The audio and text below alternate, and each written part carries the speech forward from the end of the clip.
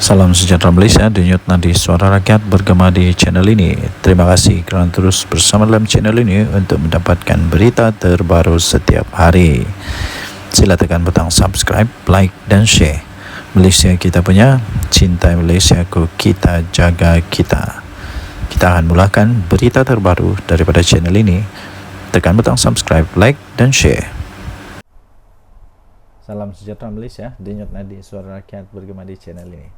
Harapan seluruh rakyat Malaysia masih lagi sama sampai sekarang, iaitu kita mau supaya Jolo dapat ditangkap. Jolo dapat ditangkap, dibawa balik ke Malaysia supaya dia dapat pengadilan seadil-adilnya. Kalau dia salah, salahlah. Kalau dia betul-betul lah. Jadi saya harap dengan lebih kurang 30 juta rakyat Malaysia ini, kita berharap semoga Jolo dapat ditangkap, dapat dibawa balik. Walaupun sudah lama usaha, tapi saya percaya polis di Raja Malaysia masih lagi berusaha untuk mencari di mana Jo Jambul Jolo ni lah. Sekarang ada berita terbaru untuk Jolo, tahu? Saya ingin kongsikan. Jolo diarahkan lucut hak berlian sempurna. Hakim mendapati 3 berlian itu dibeli menggunakan dana 1MDB yang diseleweng. Lo tak hijau yang didakwa dalang menyeleweng dana 1MDB diperintah melucut hak berlian sempurna dibeli untuk ibunya daripada pembuat barang kemas yang mereka bentuk perhiasan selebriti seperti Beyonce dan Adele.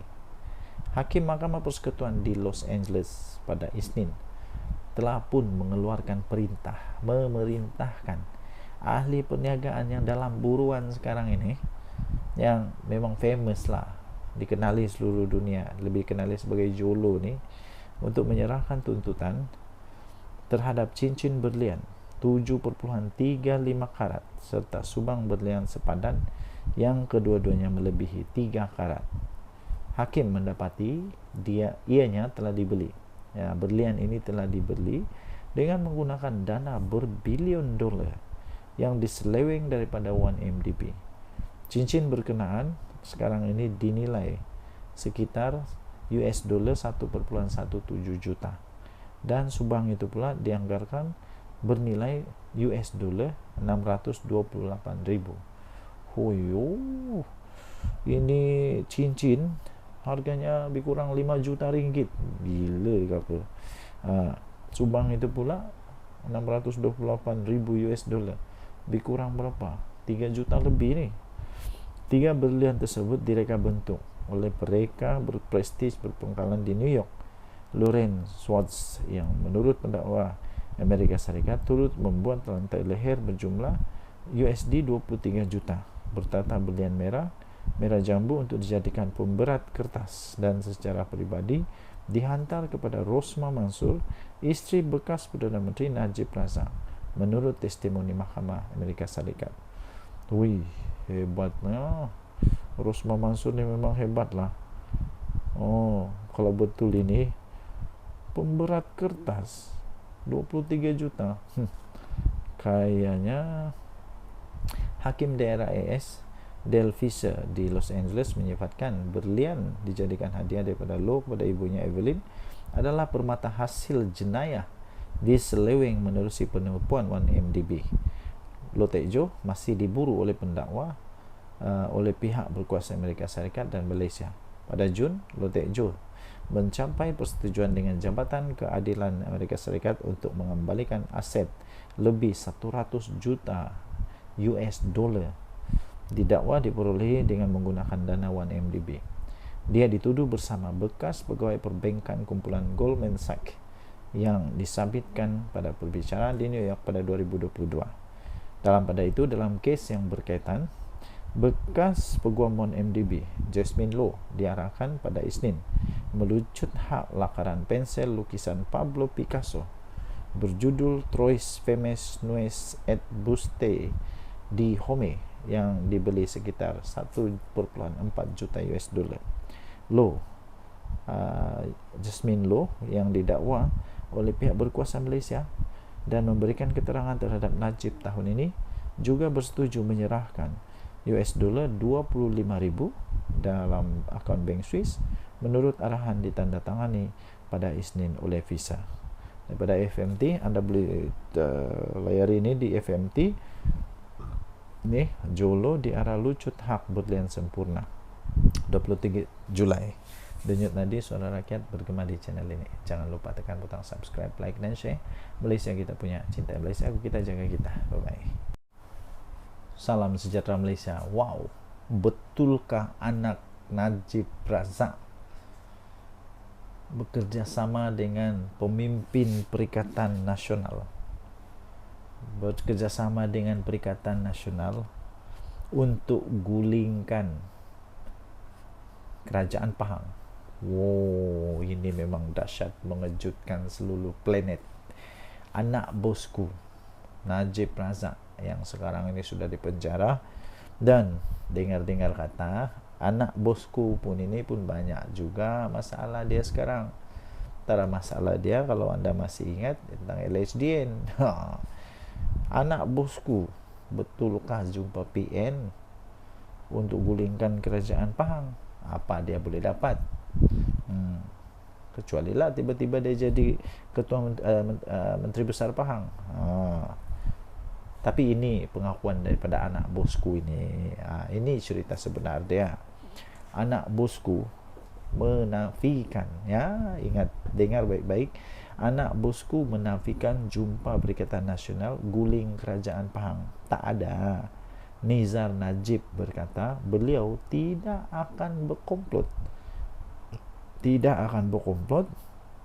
atau untuk mengkhianati UMNO yang diperjuangkan oleh keluarganya, termasuk oleh ayahnya sendiri, Najib Razak. Nizar Najib menafikan penularan hantaran di media sosial yang mengaitkannya dengan dakwaan kegoyahan Kerajaan Pahang. Adun Pramoh, yaitu Nizar Najib, menafikan beliau berjumpa dengan pemimpin pembangkang untuk menggulingkan pentadbiran Pahang yang sekarang ini diterajui oleh Wan Rosdi Wan Ismail. Anak kepada bekas Perdana Menteri Najib Razak itu berkata mustahil untuk beliau berkomplot dan mengkhianati UMNO yang telah diperjuangkan oleh keluarganya bersama-sama sejak ahli UMNO bersama-sama dengan ahli UMNO sejak ia ditubuhkan pada tahun 1946. Menurut kenyataan beliau, pertemuan dongeng ini tidak pernah berlaku sama sekali. Ayahanda Datuk Seri Najib selalu berpesan, walau bagaimana susah pun keadaan kita, agar setia kepada parti, kata Nizar yang juga ex-Kupahang dalam kenyataan. Terdahulu, tular satu hantaran di media sosial kononnya mengatakan Kerajaan Pahang sekarang ini sedang goyah dan akan membentuk pentadbiran yang baru. Hantaran itu pula tiba-tiba mengaitkan anak bosku Najib Razak yang dilaporkan mengadakan pertemuan dengan pemimpin Perikatan Nasional. Nizar yang memegang portfolio pelaburan, perindustrian, sains, teknologi, inovasi dan alam sekitar Pahang berkata beliau menghormati kepimpinan Wan Rosdi dan tidak akan sesekali mengkhianati kepercayaan yang telah diberikan kepadanya. Beliau juga turut menegaskan bukan seorang katak politik. Beliau turut menegaskan beliau bukan seorang katak politik yang sanggup menggadaikan prinsip dan maruah serta menjualkan diri ke mana-mana pembida. Nanti ada dalam Perikatan Nasional tahu yang terasa. Siapa makan lada, dia terasa pedas. Mungkin ada dalam Perikatan Nasional sekarang ini yang jadi katak parti. Siapa dia? Pikir-pikirkanlah. Oleh itu cukup-cukuplah untuk sebarkan fitnah untuk keuntungan politik murahan, dia kata. Mesejnya jelas, kata beliau, saya kekal setia bersama UMNO dan Barisan Nasional serta Kerajaan Pahang yang ada sekarang, tegasnya dalam kenyataan itu. Jadi siapa yang kasih fitnah ini berhentilah. Aduh, berdosa tahu fitnah. Denyut nadi suara rakyat bergema di channel ini. Jangan lupa tekan butang subscribe, like dan share. Kita jumpa lagi. Bye bye. Wow, ada kabar berita angin terbaru yang cukup panas. Adakah Zahid Hamidi akan membawa UMNO keluar daripada Barisan Nasional, keluar daripada Kerajaan Perpaduan, itu sebenarnya, dan bekerja sama dengan PAS? Wah, ada orang kata Zahid Hamidi telah pun ditemui, dijumpai, telah pun kononnya ada PAS jumpa Zahid. Betulkah? Betulkah? Jawapannya ini, untuk kerjasama, PAS tak jumpa saya, kata Zahid Hamidi. Ini beritanya daripada FMT 23 Julai baru ni, lebih kurang pukul 6 petang tadi dikeluarkan. Presiden UMNO berkata tiada pemimpin PAS berjumpa dengannya berkenaan untuk membentuk satu kerjasama. UMNO, ingatlah apa yang sudah pernah terjadi bila Anda bekerja sama dengan PAS. Anda juga kata PAS ni main banyak kolam. Mau berulang lagi kah? Perkara tu? Dia muafakat nasional pun dia mau, PAS muafakat nasional pun dia mau, Perikatan Nasional pun dia mau, entah Pakatan Harapan pun dia mau juga bekerja sama. Tidak ingatkah UMNO pada itu? Kalau saya jadi presiden UMNO, PAS mau jumpa saya bekerja sama pun saya tidak maulah. Sudah tidak mau. Kenapa? Saya tidak mau pisang berbuah 18 kali. Presiden UMNO Zahid Hamidi memaklumkan tiada pemimpin PAS yang berjumpa dengannya berkenaan kononnya membentuk satu kerjasama. Mereka tak jumpa dengan saya, kata beliau. Katanya di sebalik dakwaan, kononnya berlaku beberapa pertemuan di antara pemimpin UMNO dan PAS yang membincangkan kerjasama menjelang PRU 16. Bincanglah, pergilah bincang. Sebelum ini media memetik Ketua Penerangan PAS, iaitu Ahmad Fadli Syari, tentang pertemuan tidak formal membabitkan pemimpin utama kedua-dua parti yang dilihat mempunyai harapan dalam menyatukan kembali undi Melayu. Kalau pemimpin utama ni 2 orang je, yang paling besar lah dalam UMNO. Takkan pula Tok Matasan pula jumpa PAS sembunyi-sembunyi. Takkan pula jadi begitu, tak adalah. Zahid menyifatkan pertemuan tersebut, jika ada pun, itu pendekatan dibuat secara peribadi dan bukan rasmi. Beliau ditemui selepas perasmian Pusat Fisioterapi dan Pemulihan Sukan Propen. Zahid pada 8 Julai yang lalu mengumumkan UMNO tidak. Zahid pada 8 Julai dia sudah pun mengumumkan tidak akan bekerjasama dengan PAS selagi Hadi Awang menjadi presiden. Nampaknya Hadi Awang yang masalah pada PAS ni. Kalau beginilah, tidak akan bekerjasama dengan PAS selagi Hadi Awang presiden. Entah kenapa, tanyalah Hadi Awang. Terdahulu ahli Majlis Kerja Tertinggi UMNO, Puat Zarkarsy, berkata beliau percaya perjumpaan bual kosong itu mungkin melibatkan pemimpin yang digantung, pemimpin yang dipecat, atau masih ada keinginan balik ke mainstream UMNO. Jadi, tuan-tuan dan puan yang dihormati sekalian, kenyataan daripada Zahid Hamidi, selagi Hadi Awang jadi presiden PAS, janganlah bermimpi akan ada kerjasama. Tak ada kerjasama. Dan tadi Suara Rakyat bergema di channel ini. Jangan lupa untuk tekan butang subscribe, like dan share. Malaysia kita punya, cintai Malaysia aku, kita jaga kita. Bye-bye. Salam sejahtera Malaysia. Tunjuk nanti Suara Rakyat bergema di channel ini. Berita tentang PM Anwar, Datuk Sri Anwar Ibrahim, Perdana Menteri kita, tumbang letak jawatan. Berita tentang kononnya Datuk Sri Anwar Ibrahim akan tumbang, akan letak jawatan kerana ada ura-ura mungkin Barisan Nasional akan tarik Muhyiddin, tarik sokongan Muhyiddin Yassin akan jadi Perdana Menteri ke-11. Itu paling ditunggu-tunggu setakat inilah. Saya nampak semua orang tunggu-tunggu ini. Tapi saya ingin tekankan kepada anda, tuan-tuan dan puan-puan yang dihormati sekalian, ini tidak akan berlaku. ini tidak akan berlaku. Sehingga ada yang paling lucu, ada yang lucu juga, sampai ada orang lucu, saya rasa lucu, orang beri komen kepada video saya, kata begini, kalau Muhyiddin angkat sumpah, dia akan angkat sumpah di mana? Di planet Marik kah, di planet Pluto kah? Ada lagi yang lagi lucu, orang kata ya dia akan angkat sumpah di Istana Negara, di tandas Istana Negara.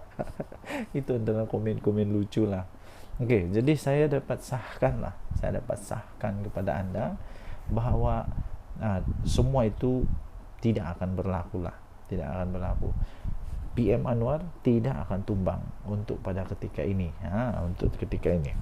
Kalaupun UMNO, saya pun tidak tahu dari mana orang boleh belajar matematik salah nih. Saya pun matematik saya bukanlah cemerlang sangat, tapi saya pandai kira juga.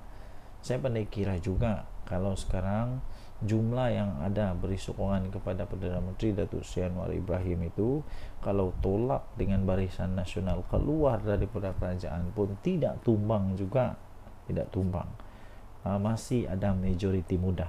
Jadi tidak pasti dari mana diorang belajar nih, guru mana yang ajar, siapa yang ajar diorang ini, sehingga diorang pun percaya, kalau UMNO letak jawatan, keluar daripada kerajaan, ini akan tumbang. Mana mungkin berlaku. Ini soalan simple lah, matematik simple. Saya fikir ni matematik darjah 2 nih. Takkanlah orang yang terror sampai boleh bagi ISO 14001, tak boleh fikir itu. Yang paling lucu lagi, ada lagi yang lebih lucu. Konon-kononnya diberitahulah kepada mereka-mereka yang tidak pandai paham-paham ni, yang tidak pandai paham-paham ni, diberitahulah bahawa kalau kita menang di PRK ni, kita boleh ada harapan untuk tumbangkan kerajaan, tukar kerajaan Putrajaya. Ini lagi pelik. Saya tidak paham macam mana diorang boleh percaya dengan cakap-cakap orang begini. Kalau tidak pandai, cakaplah tidak pandai, janganlah memandai-mandai. Tidak mungkin akan ada perubahan. Ini tidak mungkin, macam mana pun tidak akan berlaku. Jadi tuan-tuan dan puan-puan, heran jugalah. Kalau anda pun heran, kalau anda heran juga sama seperti saya heran, mungkin anda boleh tinggalkan komen. Saya pun heran. Saya pun heran, ya. Saya betul-betul heran. Okey. So kita jumpalah. Kita tunggulah apa yang berlaku. Dengan Nadi Suara Rakyat bergema di channel ini. Jangan lupa tekan butang subscribe, like dan share. Malaysia kita punya, cinta Malaysia aku, kita jaga kita. Bye. Salam sejahtera Malaysia. Nampaknya Sanusi makin banyak kes dia di mahkamah ni. Makin banyak kes mahkamah Sanusi. Memang hebat lah, Sanusi ni memang hebat. Kalau dalam bab ini memang dia hebat betul. Banyak dia punya kes mahkamah, dan kebanyakan kes mahkamah dia ini melibatkan apa? Melibatkan mulut dia yang celupar itu. Terbaru untuk kes hasutan perbicaraan Sanusi. Yang ini adalah dia telah dituduh membuat hasutan tentang apa? Mari kita tengok dulu.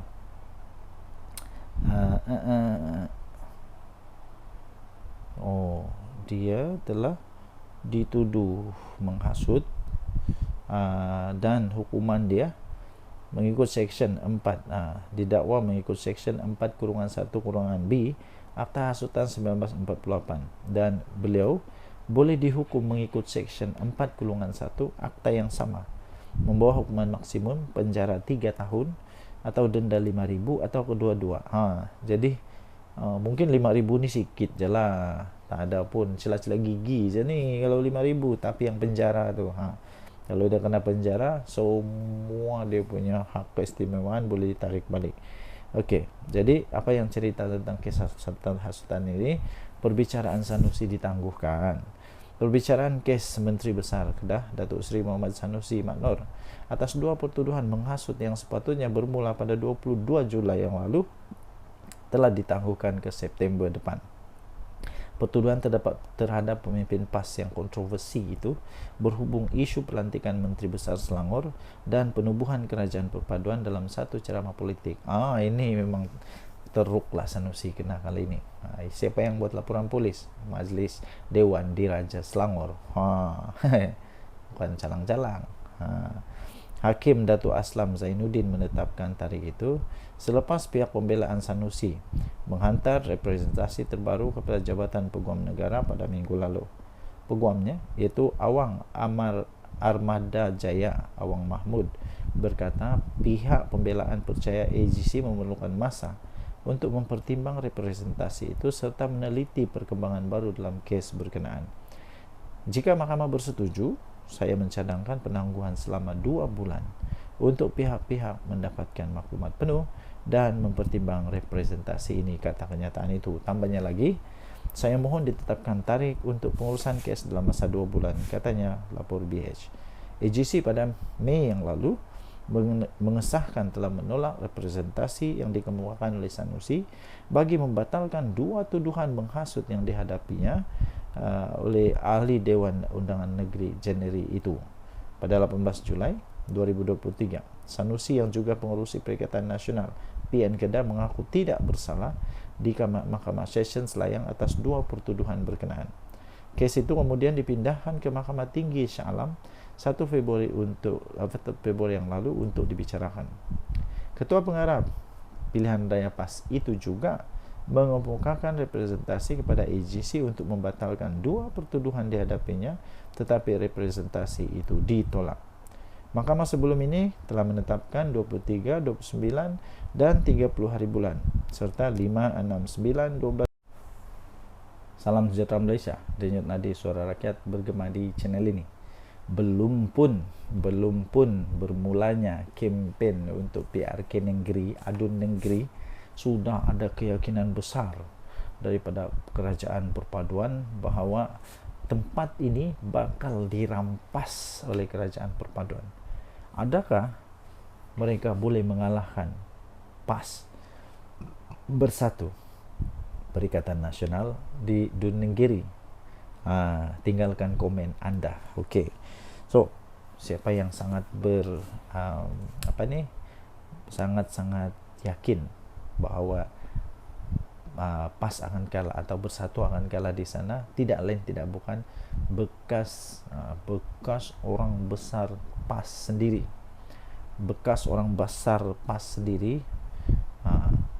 yang memang sudah tahu selok belok PAS macam mana, yang sudah tahu permainan politik PAS macam mana. Akhirnya dia kata yakin kerusi Dun Negeri milik perpaduan.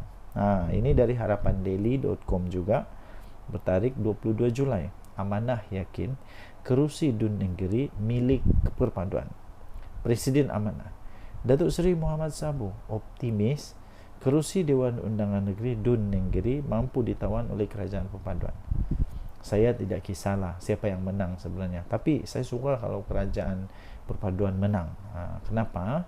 Supaya nanti ada cukup bertambah pembangkang di Dewan Undangan Negeri di mana tempat negeri ini, di Kelantan kalau tidak silap.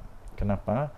Supaya adalah semakin bagus, semakin padulah semak dan imbang untuk kerajaan Kelantan. Tiada yang bangkang, tiada yang sokong, nanti semua sokong saja. Jadi katanya Pakatan Harapan melancarkan jentera seawal mungkin bertujuan untuk membolehkan gerak kerja disusun dengan kemas dan mantap. Dia kata supaya apabila masuk tempoh berkempen nanti, kita dapat bergerak seiring dengan parti-parti komponen dalam kerajaan perpaduan bagi memastikan kemenangan. Jentera pilihan raya PH Kelantan telah pun dilancarkan dan saya yakin dengan gerak kerja Barisan Nasional, kerusi negeri ini mampu dimenangi semula, dia kata. Saya ucapkan syabas dan tahniah kepada seluruh jentera pilihan raya PH Kelantan atas kesiapsiagaan ini, katanya. Suruhanjaya Pilihan Raya SPR telah menetapkan hari penamaan calon dan pengundian awal PRK negeri masing-masing pada 3 Ogos dan 13 Ogos. Jadi manakala 17 Ogos sebagai hari mengundi, kerusi Dun Negeri menjadi kosong selepas Speaker Dewan Undangan Negeri Kelantan Datuk Muhammad Amar Nik Abdullah telah mengumumkan kekosongan selepas adun, iaitu Muhammad Azizi Abu Naim digugurkan keahliannya oleh Bersatu pada 13 Jun yang lalu. Pada 18 Julai lalu, BN Kelantan mengumumkan Ketua Pemuda UMNO Negeri, iaitu Muhammad Azmawi Fikri Abdul Ghani sebagai calon PRK Dun Negeri. Kali ini Ketua Pemuda UMNO Negeri. UMNO lawan Bersatu kali ini. Tapi Bersatu entah aku pun tak tahu, tak faham juga kenapa Bersatu tak berani pakai lambang sendiri, kenapa Bersatu tak berani pakai lambang Perikatan Nasional, tapi pun mau pinjam juga lambang PAS. Takut kalah. Takkanlah takut kalah, kan Bersatu kuat. Buktikanlah tanpa terlalu terlalu berharap sangat dengan PAS pun boleh menang. Ini terpaksa pula pakai terpaksa pula pakai logo daripada PAS. Entah kenapa. Mungkin anda tahu, tinggalkan komen. Denyut Nadi Suara Rakyat bergema di channel ini. Jangan lupa tekan butang subscribe, like dan share. Bye bye. Salam sejahtera Malaysia. Denyut Nadi Suara Rakyat bergema di channel ini. Ada juga kebenarannya bila kawan saya kata PAS ni pelik sikit. Kalau dia buat tidak salah. Kalau dia buat tidak salah, malah nanti dia akan keluarkan banyak dalil lah, banyak macam lah. Dia akan keluarkan dalilnya, dia akan buat macam-macam lah, ya, macam-macam. Tapi kalau orang lain buat, semuanya salah.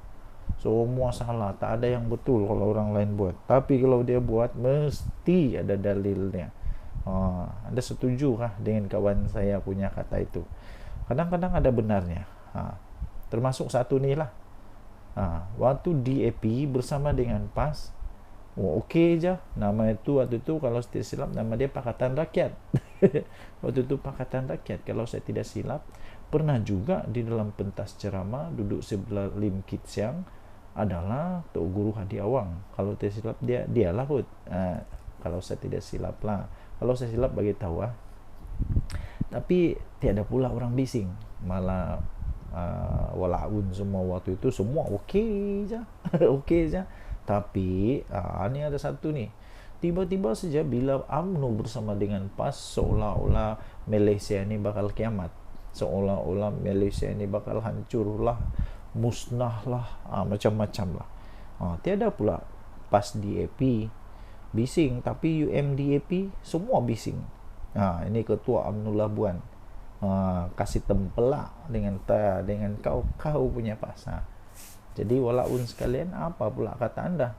Kenapa dulu PAS bersama DAP okey je? Okey je. Tapi sekarang UMNO dan DAP tak boleh bersama.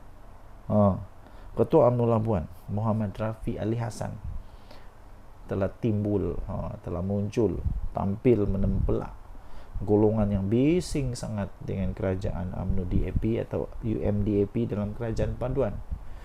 Katanya keputusan menjalinkan kerjasama itu bukannya disebabkan anak murid mau mengikut cakap guru. Sebaliknya ia untuk menyelamatkan parti. Katanya keputusan kita bersama dengan kerajaan perpaduan bukan pada waktu zaman kami bersetuju kerana menghormati titah daripada di-Pertuan Agong dan untuk menyelamatkan negara yang tiada kerajaan. Kemudian dia kata kita bergabung dengan DAP ini selepas pilihan raya umum, bukan sebelum pilihan raya. Betul atau tidak? Betul lah. Mana ada UMNO jadi geng kepada Pakatan Harapan, terutamanya DAP dalam pilihan raya, tidak. Tapi hanya sanggup bekerjasama dengan DAP selepas Agong mengeluarkan titah. Jadi menghormati titah Agong dan untuk menyelamatkan kerajaan Malaysia supaya ada kerajaan memimpin, Jadi UMNO bersamalah dengan DAP. Dulu PAS bersama dengan DAP, kenapa? Apa alasannya pula? Tapi waktu PAS dan DAP bersama dengan DAP, adakah orang bising? Adakah pemuda UMNO bising soal beliau dalam satu video di TikTok UMNO Labuan? Muhammad Rafi turut mengimbas kembali tentang PAS dan DAP yang pernah duduk serumah. Duduk serumah satu ketika dulu. Itu bila? Tahun 2004. Mungkin sudah lupa, mungkin Tok Guru Adi Awang sudah lupa, kesian dia. Mungkin juga Walaun pun sudah lupa, mungkin juga Walang Tit pun sudah lupa, mungkin juga orang-orang PAS ni cepat lupa. 2004 sudah lama. Tahun 2004, 2008 PAS duduk satu rumah dengan DAP. Tidur satu bantal, susun strategi mau kalahkan UMNO Barisan Nasional. Ada orang bising. Ada keluar perkataan PAS DAP? Tak ada. 2018 bersedap waktu bersatu dengan PAS, ada orang bising. UMDAP semua orang bising. Yang paling bising kita pula adalah UMNO yang paling bising daripada yang di luar. Yang paling bising kita pula dalam UMNO yang paling bising daripada orang di luar. Tempelak beliau lagi. Jadi tuan-tuan dan puan-puan yang dihormati sekalian, itulah yang terjadi. Sila tinggalkan komen. Untuk mendapatkan berita atau cerita lengkap tentang ini, anda boleh masuk di dalam harapandaily.com. 22 Julai tajuk dia, tiada pula PAS DAP, tapi UMDAP semua orang bising. Tempelak Ketua UMNO Labuan. Kita jumpa lagi. Bye bye. Salam sejahtera Malaysia. Denyut nadi suara rakyat bergema di channel ini. Sebelum kita teruskan, saya nak minta tolong untuk anda tinggalkan komen. Adakah anda suka kerajaan yang ada sekarang ini? Tinggalkan komen juga apa pendapat anda dengan pembangkang yang ada sekarang ini. Adakah pembangkang ini betul-betul jujur? Adakah pembangkang ini betul-betul ikhlas hatinya? Adakah mereka betul-betul orang kata suci, murni, mulus, tak ada dosa dan sebagainya? Anda boleh tinggalkan komen anda, tapi janganlah mengutuk-ngutuk ya, jangan memfitnah, jangan mengutuk, jangan juga keluarkan kata-kata yang tak baik. Anda boleh komen. Okey, so terbaru ada satu pendedahan yang cukup dahsyat. Ini cukup dahsyat. Saya fikir pemimpin PN ini akan bingung, pening kepala jugalah. Soalnya biasalah, siapa yang nak masuk politik, mau tidak mau kamu akan jadi sasaran, akan jadi sasaran kepada paparazi. Dulu paparazinya hanya wartawan tahu. Sekarang paparazinya bukan hanya wartawan, malah seluruh netizen akan jadi paparazi. Malah paparazi dari netizen itu lebih hebat. Kadang-kadang lebih hebat daripada pemberita sekalipun. Terbaru ini ada satu pendedahan terbaru ya, tuan-tuan dan puan yang dihormati sekalian.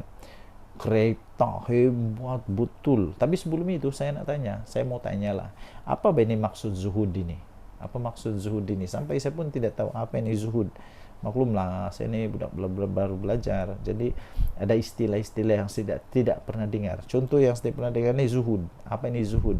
ZUHUD, zuhud. Ramai teruja lihat koleksi kenderaan zuhud pemimpin PN ini. Ini daripada harapandaily.com. Tarik dia 23 Julai. Ini dia. Gambar dia. Cantik gila kereta ni. Kereta Ford. Tular sejumlah banyak ni, sejumlah koleksi kenderaan bukan kelas maharin yang dikaitkan dengan seorang pemimpin Perikatan Nasional. Keupayaan pemimpin berkenaan dalam memiliki kenderaan-kenderaan terbabit telah mengundang persoalan, sehingga ada yang mengaitkan dengan Suruhanjaya Pencegahan Rasuah Malaysia SPRM. Menurut perkongsian daripada seorang pengguna X, dulunya Twitter, sekarang X, iaitu @saiful adn, dapat dilihat kereta dan motosikal berkuasa tinggi itu yang juga memiliki nombor pendaftaran kenderaan yang cukup istimewa. Gambarnya ini. Itu. Semakan daripada Harapan Daily. mendapati bagi model motosikal otomatik AT di bawah siri Honda XADV yang terpampang di media sosial itu, harganya itu bermula daripada Rp63.299. Ini bukan motosikal kelas maharin. Mungkin dia ada bisnis kot. Susulan itu rata-rata menyindir sikap zuhud pemimpin berkenaan, malah mencadangkan penduduk di negeri yang dikuasai PN itu bersepakat membaca doa kunut nazilah. Tidak kurang juga yang secara sinis berkongsi gambar penyokong pembangkang yang umum di Ralualaun hanya mampu menunggang motosikal kapcai sambal menjual akbar rasmi pas Haraka. Salam sejahtera Malaysia. Masih lagi misteri sampai sekarang ya tuan-tuan dan puan-puan, apa sebenarnya yang terjadi di antara PAS dengan Mat Sabu. Sebab Mat Sabu kan dulu orang kuat PAS. Kenapa dia sanggup untuk tinggalkan PAS dan kemudian dia tubuhkan parti yang disebut sebagai Parti Amanah? Jadi ramai orang nak tahulah apa sebenarnya yang berlaku, apa rahsia di sebaliknya. Mungkin anda tahu salah satu rahsia itu, anda boleh tinggalkan di ruang komen. Apa sebenarnya terjadi di antara PAS dan Mat Sabu, Menteri Pertanian kita sekarang? Apa sebenarnya yang terjadi? Dan sekarang ini ada satu artikel yang saya ingin kongsikan kepada anda. Tajuknya, Tinggalkan PAS dan Mewujudkan Amanah, Langkah Bijak Mat Sabu, 23 Julai 2024 oleh Akmal Manaf. Seorang tiktokers yang dikenali sebagai Abang Botak menyifatkan tindakan Presiden Amanah Datuk Seri Muhammad Sabu meninggalkan PAS pada satu ketika dahulu sebagai keputusan yang tepat lagi bijaksana.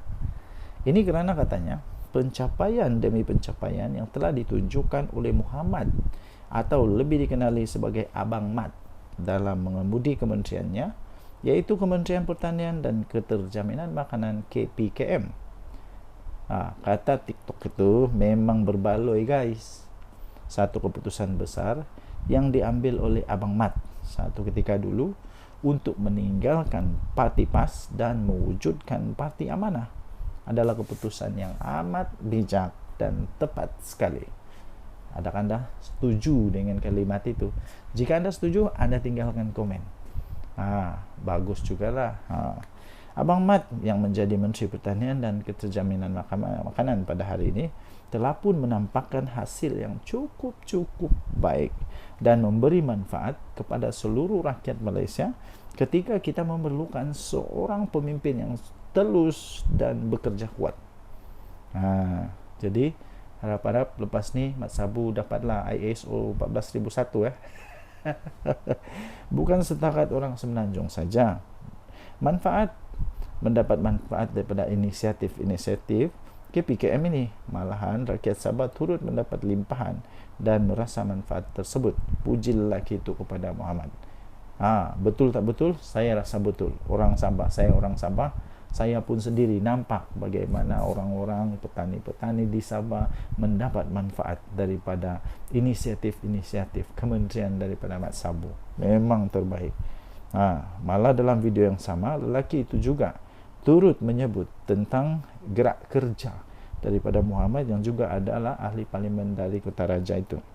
Katanya hari ini YB Mat Sabu menyatakan begitu optimis untuk mendapatkan dana tambahan bagi menambah baik sistem pengairan di jelapang padi di mana? Di Kota Belud, di Sabah tau. Di mana akan mencapai sasaran 10 tan pengeluaran padi, yang mana berlaku sekarang peningkatan 2 hingga 4 tan per hektar per musim. Dengan dana tambahan itu dapatlah diperluaskan lagi program SBB Smart Sawah. Ini yang telah terbukti hasilnya yang begitu memberansangkan. Ini kita pujilah Abang Mat kerana berani meninggalkan Parti PAS suatu ketika dulu dan hari ini dapat menabur bakti dan memberi manfaat kepada semua rakyat Malaysia. Steady Abang Mat, salut, kata lelaki itu sebelum mengakhiri videonya. Saya setuju. Antara banyak-banyak yang saya setuju, ini saya setuju. Kerana apa? Di Sabah sendiri kita boleh nampak ni semua orang di Sabah terutama di tempat saya, sedang sibuk dengan mengurus padi, mengurus insentif, mengurus macam-macam urusan. Kenapa? Adalah adanya bantuan-bantuan yang sangat baik daripada kerajaan. Kerajaan yang dulu pernah buat, ada yang dia pernah buat, ada yang dia tak pernah buat. Ada yang buat semacam melepas batuk di tangga, cakap saja, janji saja, tapi pelaksanaan tidak. Sekarang sudah nampak pelaksanaan. Denyut Nadi, suara rakyat bergema di channel ini. Jangan lupa tekan butang subscribe, like, dan share. Malaysia kita punya, cintai Malaysiaku, kita jaga kita. Bye-bye. Salam sejahtera Malaysia. Denyut Nadi, suara rakyat bergema di channel ini. Tuan-tuan dan puan-puan yang dihormati sekalian, ada satu tajuk artikel berita yang cukup mengejutkan saya. Anda tinggalkan komen apa pendapat anda dengan tajuk berita ini, yaitu PAS sedang diperalatkan bersatu. Betulkah bersatu sedang memperalatkan PAS? Betulkah bersatu sedang tunggang PAS? Tapi kalau betul, takkanlah PAS tak sedar. Takkanlah PAS terus membiarkan dia diperalatkan oleh bersatu untuk kepentingan politik bersatu. Tak akanlah orang-orang bijak macam Hadi Awang, macam Tuan Guru Tuan Ibrahim Tuan Man, ya kan, sampai bagi sijil ISO, mesti ya, orangnya hebat, pandai, bijak. Takkanlah mereka tak sedar mereka sedang diperalatkan. Kalau betul PAS sedang diperalatkan oleh bersatu. Nah, ini daripada Harapan Daily.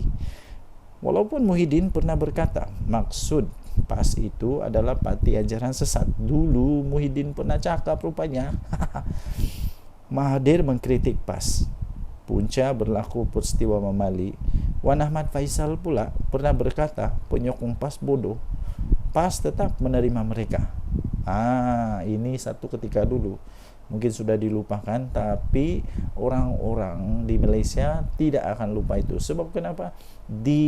Dirakam, ditulis di newspaper, di YouTube mungkin pun ada, ketika Muhyiddin Yassin kata apa? Ketika dia kata PAS itu parti ajaran sesat. Ketika waktu Mahathir mengkritik PAS, kononnya punca peristiwa Mamali. Kemudian Wan Ahmad Faisal pula pernah kata penyokong PAS ni bodoh. Jadi sekarang siapa yang bodoh? Ini lucu. Sedangkan walaupun Datuk Seri Anwar Ibrahim tidak pernah menyesatkan PAS, DAP pun tidak pernah memperbodohkan penyokong PAS atau membodohkan penyokong PAS. Amanah pun tidak pernah pun untuk membinatangkan PAS. Ketiga parti ini tetap dianggap musuh. Entah tiba-tiba Mahathir jadi kawan, Ahmad Faisal yang kata penyokong PAS bodoh tu pun jadi kawan, Muhyiddin yang kata PAS itu maksudnya parti ajaran sesat pun jadi kawan. Sebenarnya Muhyiddin sangat licik dalam permainan politik. Muhyiddin menggunakan Tun Mahathir untuk menjatuhkan Tun Abdullah Badawi, sehingga Pak Lah menzahirkan duka cita sikap Muhyiddin itu di pentas terbuka. Kemudian Muhyiddin cuba menjatuhkan Najib, kononnya kes 1MDB. Sebelum dijatuhkan, Najib telah pun bertindak lebih awal menjatuhkan Muhyiddin daripada kerusi timbalan Perdana Menteri. Tidak berputus asa, Muhyiddin sanggup menyembah Anwar di penjara. Ihsan Anwar merestukan bersatu untuk bersama dengan Pakatan Harapan. Selepas PH berjaya memenangi PRU14, Muhyiddin mengkhianati Mahathir dan Anwar. Akhirnya dia menjadi Perdana Menteri. Sebenarnya bersatu tidak pun mampu untuk memenangi satu pun kerusi tanpa PAS. Jika tidak percaya, cubalah PAS ambil sikap lepas tangan untuk PRK yang kiri. Bersatu akan kena TKO, confirm plus guarantee. Ketika Muhyiddin menjadi Perdana Menteri, dia tidak lantik timbalan Perdana Menteri dari PAS. Malah Muhyiddin tidak pun mempercayai ulama PAS untuk memegang portfolio Menteri Agama. Mungkin Muhyiddin masih yakin kenyataannya bahawa PAS ini bermakna parti ajaran sesat. Tapi bila dah jadi kerajaan, bersatu pula yang banyak bolot jawatan penting dalam kabinet. Manakala PAS hanya diberi jawatan berportfolio rendah dan jawatan pengerusi GLC saja. Bahkan semasa Muhyiddin Yassin jadi Perdana Menteri pun, dia lantik Ismail Sabri dari UMNO sebagai TPM. Sedangkan UMNO bukannya sebagian daripada Perikatan Nasional. Mengapa tidak dilantik calon daripada PAS? Dan berbagai skandal mahkamah memimpin pemimpin-pemimpin daripada Bersatu, dari presiden hingga naib presiden mereka yang melibatkan anak dan menantu, dilihat PAS menjadi tukang cuci dosa-dosa tersebut. Saya tertarik dengan ulasan veteran daripada UMNO, Mustafa Yaakob, yang Bersatu, yang menyifatkan Bersatu ini tidak mampu bertanding atas kekuatan sendiri, tetapi terpaksa menumpang kekuatan sekutunya, yaitu PAS. Bersatu terpaksa pula menggunakan logo PAS untuk bertanding di PRK Dun Nenggiri yang akan diadakan 17 Ogos ini. Bersatu tak berani menggunakan logo sendiri atau logo Perikatan Nasional di Nenggiri. Sebab mereka tahu pengundi PAS tidak akan mengundi calon Bersatu.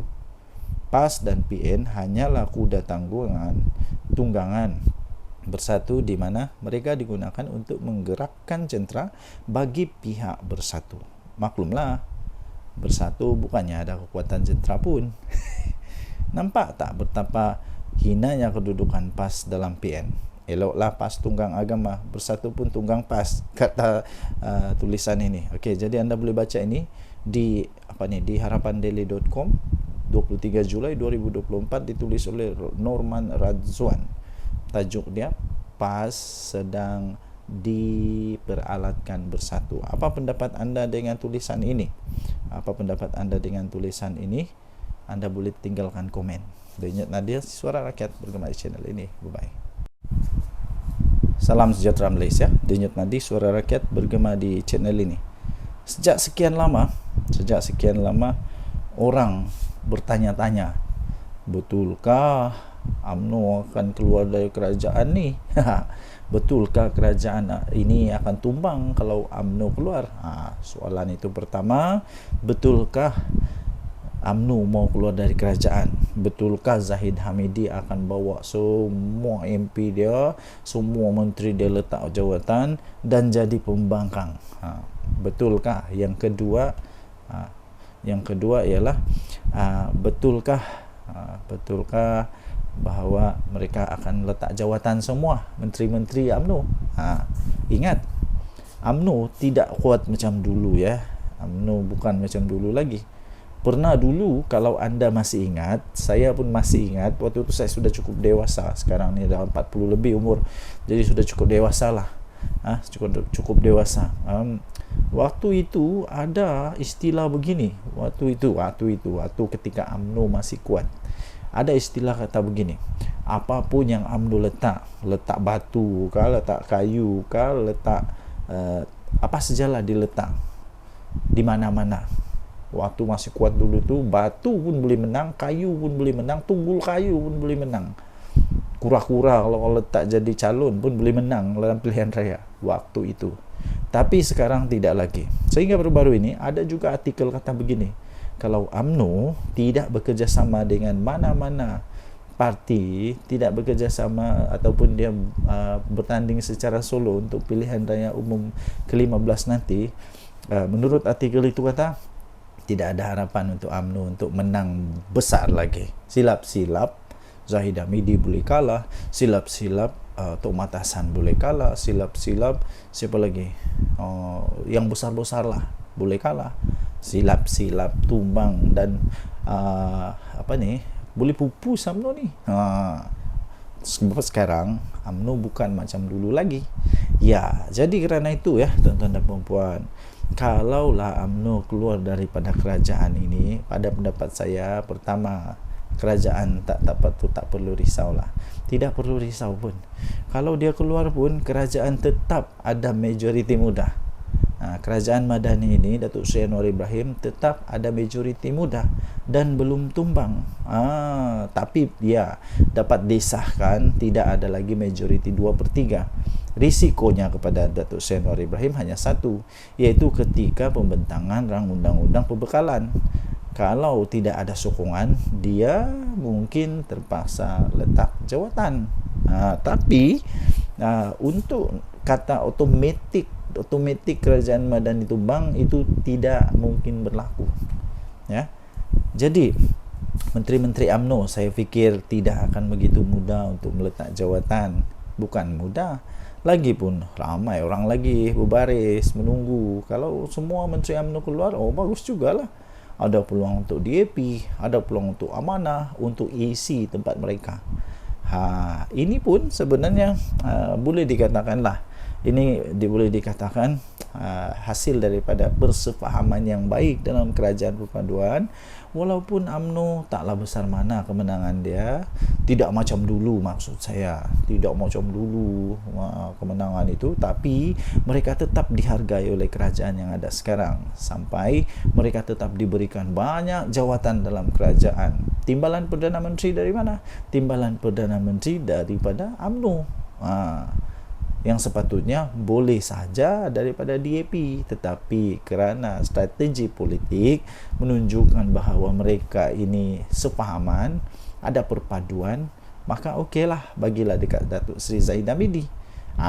Jadi maksud kata begini, UMNO kena sentiasa ingat bahawa mereka ada sekarang ini menjadi kuat semula, bolehlah dikatakan semakin mengorak langkah untuk menjadi kuat, kerana mereka ada satu gabungan persefahaman politik dengan Pakatan Harapan, ya. Jadi hanya satu peluang untuk UMNO dapat menang, ialah dengan bekerjasama dengan Kerajaan Perpaduan, dengan Pakatan Harapan. Kalau tidak, UMNO tak akan boleh kalahkan PAS. Itu for sure lah. UMNO susah untuk kalahkan PAS. Nah, kalau 1 lawan 1, UMNO lawan PAS, memang belum tentu UMNO boleh menang. Okay. Walaupun di tempat DAP, walaupun di tempat yang di tempat yang bukan PAS yang menguasa. Apa pendapat anda? Sila tinggalkan komen. Denyut Nadi Suara Rakyat bergema di channel ini. Bye-bye. Salam sejahtera Malaysia, Denyut Nadi Suara Rakyat bergema di channel ini. Okey, tuan-tuan dan puan yang dihormati sekalian, sepanjang beberapa hari ini, perkara yang amat hangat di seluruh berita ataupun semua penganalisis pengulas politik ialah tentang di mana adanya konon-konon lah, ura-ura lah, konon lah, cerita kabar angin lah, yang mengatakan MCA dan MIC keluar daripada Barisan Nasional. Tuan-tuan dan puan-puan yang dihormati sekalian, itu hanya berita kabar angin.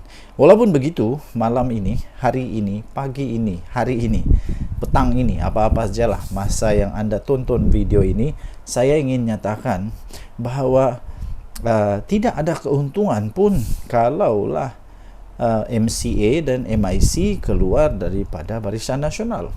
Apa keuntungan bagi mereka? Mungkin anda boleh berikan komen. Apa pendapat anda? Sekiranya MCA keluar daripada Barisan Nasional, adakah yang sanggup untuk menerima mereka sebagai satu gabungan politik, rakan politik di dalam gabungan? Sanggupkah Perikatan Nasional ambil MCA? Sanggupkah Perikatan Nasional untuk ambil MIC? Dan apa kelebihan MCA dan MIC kalau keluar daripada kerajaan? Tidak ada sebenarnya. Jadi tidak ada apa-apa gunanya untuk Barisan Nasional, kerugiankah, keuntungankah kalau MCA dan MIC keluar daripada Barisan Nasional? Kerugian tidak pada UMNO, tidak juga kepada kerajaan ini, kerana MIC dan MCA mereka hanya ada berapa kerusi dalam parlimen, tidak pun sampai 5 kerusi dalam parlimen, hanya berapa saja MIC berapa kerusi dalam parlimen. Tidak akan menggugat apa-apa, tidak akan menjadikan kerajaan yang sekarang ada ini tumbang, apalagi kalau tukar kerajaan, tidak mungkin akan berlaku.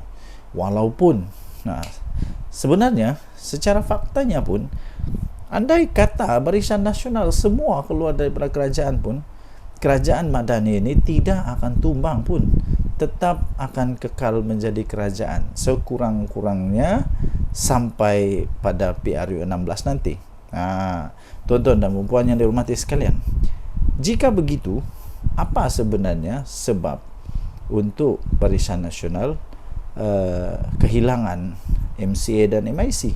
Tidak ada apa-apa sebab pun. Lainlah kalau kita cakap tentang UMNO, mungkin mereka kecewa tentang Najib Razak, mungkin mereka kecewa tentang banyak perkara-perkara yang mungkin saja. Tapi untuk MIC dan MCA tidak ada apa-apa isu pun yang mereka boleh timbulkan. Mereka malah perlu bersyukur, berterima kasih kepada kerajaan ini, kerana walaupun jumlah mereka yang sedikit macam tu pun, tapi tetap dianggap amat penting oleh kerajaan Madani ini. Jadi tuan-tuan dan puan yang dihormati sekalian, pada pendapat saya, pada pendapat ini pendapat saja ya, semua orang ada pendapat masing-masing. Anda boleh bantah, Anda boleh bangkang pendapat yang saya utarakan ini, terpulang kepada Anda. Sekiranya MIC dan MCA nak keluar, kalau pendapat saya, UMNO tak payah nak tergeh-geh pun, untuk pujuk MCA atau MIC ni. Biar pergi kat mereka lah. Mereka nak pergi bergabung dengan PAS kah, nak bergabung dengan Bersatu kah, terpulanglah. Mau buat pergabungan baru. Kalau sekarang ini ada Perikatan Nasional, mungkin selepas ini ada Perikatan Paling Nasional. Tak kisahlah.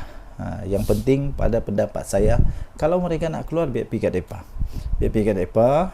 Mungkin mereka suka untuk jadi pembangkang, dipersilakan. Tapi setakat ini semua itu hanya kabar angin. Dan kalau mereka keluar pun tiada apa-apa pun kerosakan kepada kerajaan ini. Jadi apa pendapat anda?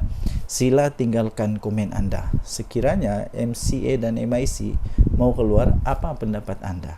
Betulkah mereka mau keluar? Mungkin anda ada sumber yang lain yang mengatakan mereka mau keluar. Tapi pada pendapat saya, tidak akanlah mereka keluar untuk setakat ini, kerana tidak ada apa-apa keuntungan pun. Dan saya fikir UMNO tidak akan tergugat pun. UMNO tidak pun rasa kecil hati kalau mereka keluar. Tinggalkan komen, tekan butang subscribe, denyut nadi Suara Rakyat bergema di channel ini. Bye-bye. Salam sejahtera Malaysia, denyut nadi Suara Rakyat bergema di channel ini. Okey, tuan-tuan dan puan yang dihormati sekalian, sepanjang beberapa hari ini, perkara yang amat hangat di seluruh berita ataupun semua penganalisis pengulas politik ialah tentang di mana adanya konon-konon lah, ura-ura lah, konon lah, cerita kabar angin lah yang mengatakan MCA dan MIC keluar daripada Barisan Nasional. Tuan-tuan dan puan-puan yang dihormati sekalian, itu hanya berita kabar angin. Walaupun begitu, malam ini, hari ini, pagi ini, hari ini, petang ini, apa-apa sajalah masa yang anda tonton video ini, saya ingin nyatakan bahawa tidak ada keuntungan pun kalaulah MCA dan MIC keluar daripada Barisan Nasional. Apa keuntungan bagi mereka? Mungkin anda boleh berikan komen. Apa pendapat anda? Sekiranya MCA keluar daripada Barisan Nasional, adakah yang sanggup untuk menerima mereka sebagai satu gabungan politik, rakan politik di dalam gabungan? Sanggupkah Perikatan Nasional ambil MCA? Sanggupkah Perikatan Nasional untuk ambil MIC? Dan apa kelebihan MCA dan MIC kalau keluar daripada kerajaan? Tidak ada sebenarnya. Jadi tidak ada apa-apa gunanya untuk Barisan Nasional, kerugiankah, keuntungankah kalau MCA dan MIC keluar daripada Barisan Nasional? Kerugian tidak pada UMNO, tidak juga kepada kerajaan ini, kerana MIC dan MCA mereka hanya ada berapa kerusi dalam parlimen. Tidak pun sampai 5 kerusi dalam parlimen. Hanya berapa saja, MIC berapa kerusi dalam parlimen. Tidak akan menggugat apa-apa, tidak akan menjadikan kerajaan yang sekarang ada ini tumbang, apalagi kalau tukar kerajaan, tidak mungkin akan berlaku. Walaupun sebenarnya secara faktanya pun, andai kata Barisan Nasional semua keluar daripada kerajaan pun, kerajaan Madani ini tidak akan tumbang pun, tetap akan kekal menjadi kerajaan. Sekurang-kurangnya sampai pada PRU 16 nanti. Tuan-tuan dan puan yang dihormati sekalian, jika begitu, apa sebenarnya sebab untuk Barisan Nasional kehilangan MCA dan MIC? Tidak ada apa-apa sebab pun. Lainlah kalau kita cakap tentang UMNO, mungkin mereka kecewa tentang Najib Razak, mungkin mereka kecewa tentang banyak perkara-perkara yang mungkin saja. Tapi untuk MIC dan MCA tidak ada apa-apa isu pun yang mereka boleh timbulkan.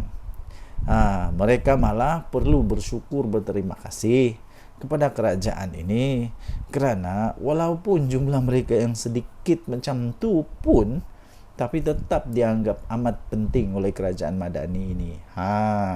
Jadi tuan-tuan dan puan yang dihormati sekalian, pada pendapat saya, pada pendapat ini, pendapat saja ya, semua orang ada pendapat masing-masing. Anda boleh bantah, Anda boleh bangkang pendapat yang saya utarakan ini, terpulang kepada Anda. Sekiranya MIC dan MCA nak keluar, kadang pendapat saya, UMNO tak payah nak tergeh-geh pun,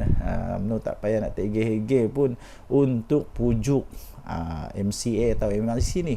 Biar pergi kat mereka lah. Mereka nak pergi bergabung dengan PAS kah, nak bergabung dengan Bersatu kah, terpulanglah. Mau buat pergabungan baru. Kalau sekarang ini ada Perikatan Nasional, mungkin selepas ini ada Perikatan Paling Nasional. Tak kisahlah. Yang penting pada pendapat saya, kalau mereka nak keluar, biar pergi kat mereka. Mungkin mereka suka untuk jadi pembangkang, dipersilakan. Tapi setakat ini semua itu hanya kabar angin. Dan kalau mereka keluar pun tiada apa-apa pun kerosakan kepada kerajaan ini. Jadi apa pendapat anda? Sila tinggalkan komen anda. Sekiranya MCA dan MIC mau keluar, apa pendapat anda? Betulkah mereka mau keluar? Mungkin anda ada sumber yang lain yang mengatakan mereka mau keluar. Tapi pada pendapat saya, tidak akanlah mereka keluar untuk setakat ini, kerana tidak ada apa-apa keuntungan pun. Dan saya fikir UMNO tidak akan tergugat pun. UMNO tidak pun rasa kecil hati kalau mereka keluar. Tinggalkan komen, tekan butang subscribe, denyut nadi Suara Rakyat bergema di channel ini. Bye-bye.